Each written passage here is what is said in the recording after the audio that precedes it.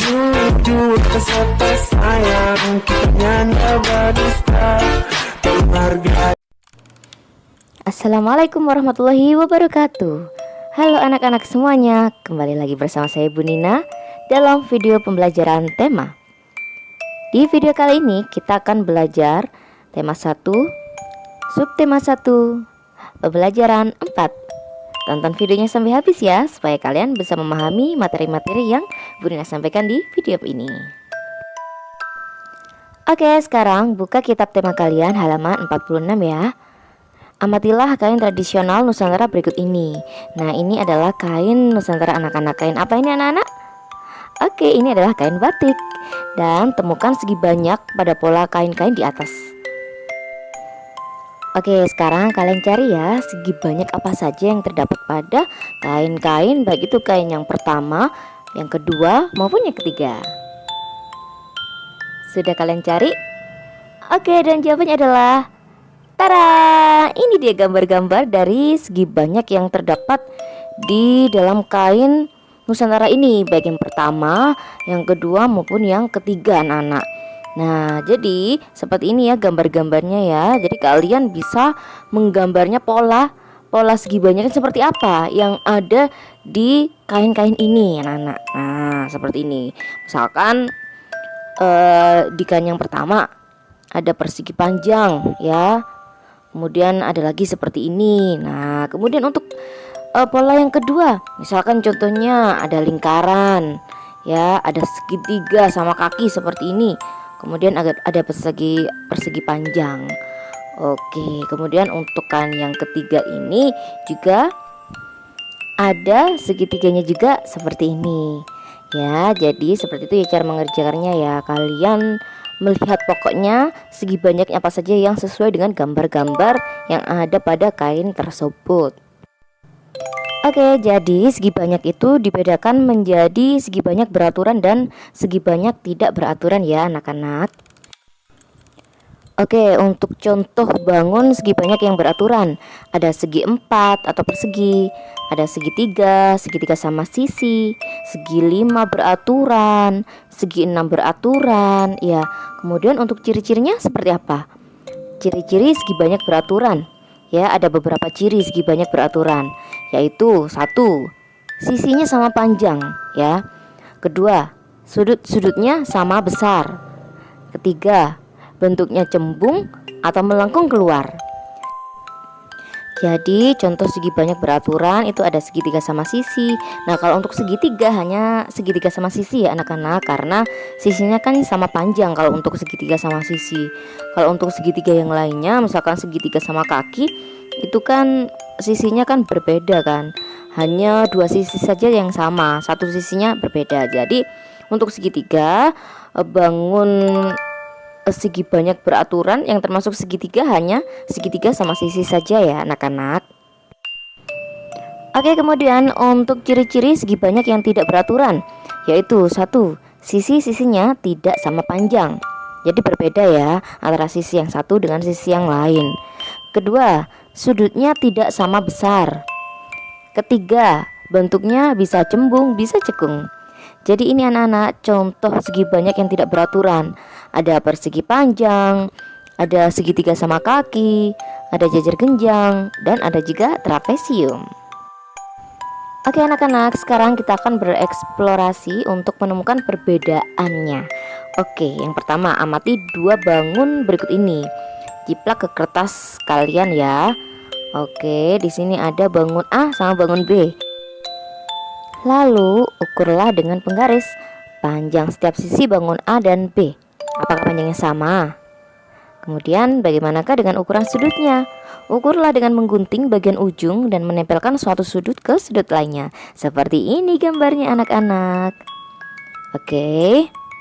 Kemudian marilah kita jawab tabel berikut ini. Ya, apakah nama bangunnya yang A? Yang A itu segitiga sama sisi ya anak-anak. Kemudian yang B segitiga tak beraturan. Ya kalian tahu kan perbedaan antara segitiga sama sisi dan segitiga tak beraturan kan. Kalau sama sisi ya sisinya semuanya itu sama panjangnya. Kemudian kolom nomor 2 ada berapa banyak sisi? Sama-sama tiga sisi, baik yang A maupun yang B. Apakah panjang semua sisi sama? Yang A sama, yang B tidak sama. Ada berapa sudut? Sama-sama memiliki 3 sudut. Lalu, apakah besar semua sudut sama? Yang bangun A sama besar, yang bangun B tidak sama besar ya. Oke, sekarang kita menuju ke halaman 49. Berdasarkan segi banyak yang kamu temukan pada pola kain di atas tadi, kelompokkan ke dalam tabel berikut.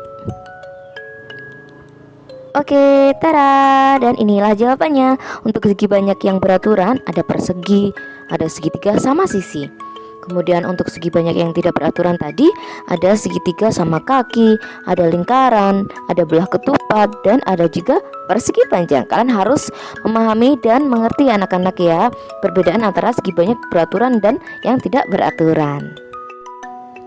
Oke, sekarang kita menuju ke halaman 50. Manakah yang merupakan segi banyak beraturan anak-anak? Ayo kalian jawab dulu. Yang mana saja yang merupakan segi banyak beraturan? Oke, tara, ini dia yang merupakan segi banyak yang beraturan yang Bu Nina lingkarin ini ya anak-anak ya. Ya, oke. Ada segitiga sama sisi, ada persegi, ada segi berapa ini? 1, 2, 3, 4, 5, ada segi 5, ada segi 6.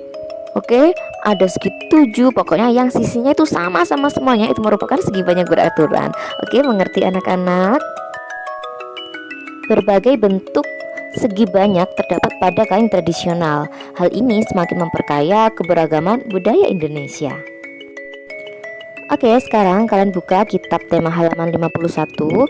Di sini ada sebuah bacaan tentang Tari Kipas Pakarena. Mari kita baca bersama-sama ya.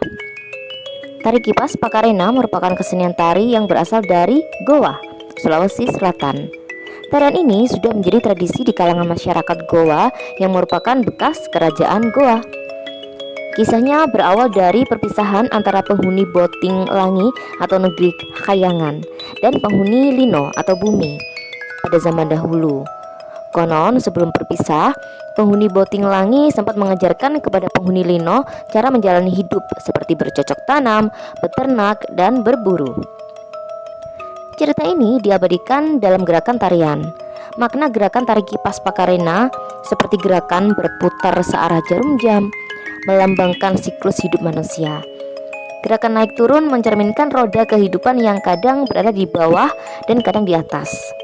Cara penari yang lembut mencerminkan karakter perempuan Goa yang sopan, setia, patuh, dan hormat. Secara keseluruhan, gerakan tari ini mengungkapkan rasa syukur.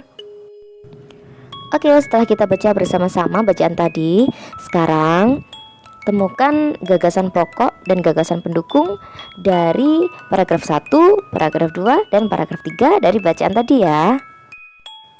Oke, sekarang kalian bisa pause ya video ini, dan Bu Nina akan memberikan kalian waktu 5 menit untuk mengerjakan, untuk mencari tahu mana yang merupakan gagasan pokok dan gagasan pendukung dari setiap paragraf dari bacaan yang telah kita baca bersama-sama tadi ya. Pause video ini sekarang juga. Oke, sudah selesai? Oke, untuk paragraf 1, gagasan pokoknya jatuh pada kalimat Tari Kipas Pakarena merupakan kesenian tari yang berasal dari Goa, Sulawesi Selatan. Karena kalimat inilah yang paling penting, jadi ini merupakan gagasan pokok dari paragraf ke-1 ya.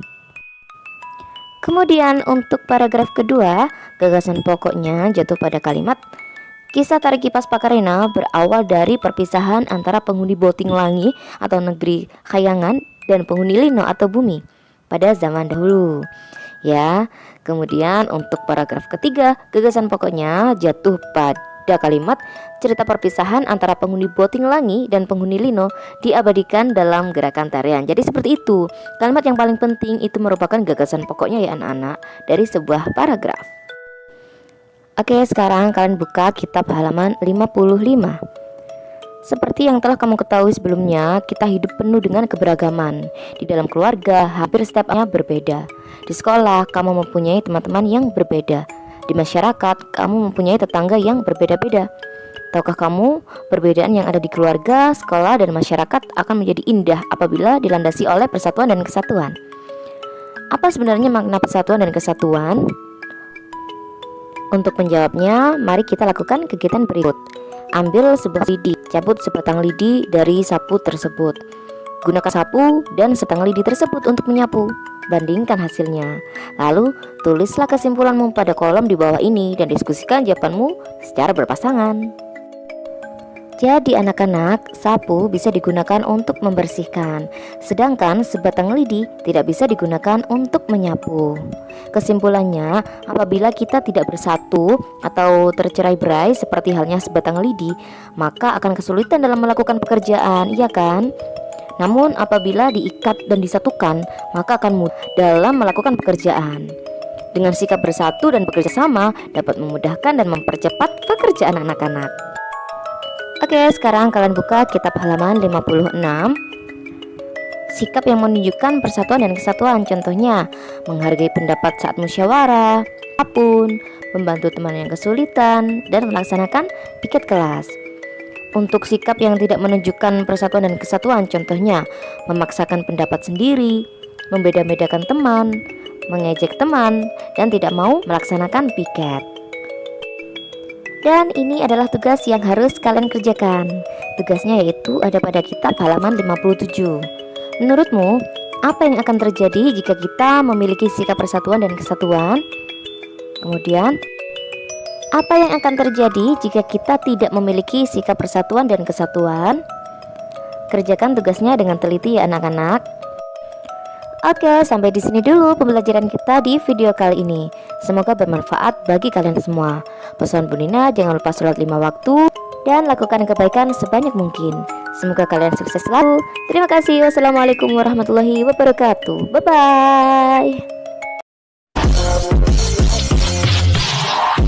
Jujur kesata sayang, kita nyanyi berdusta, menghargai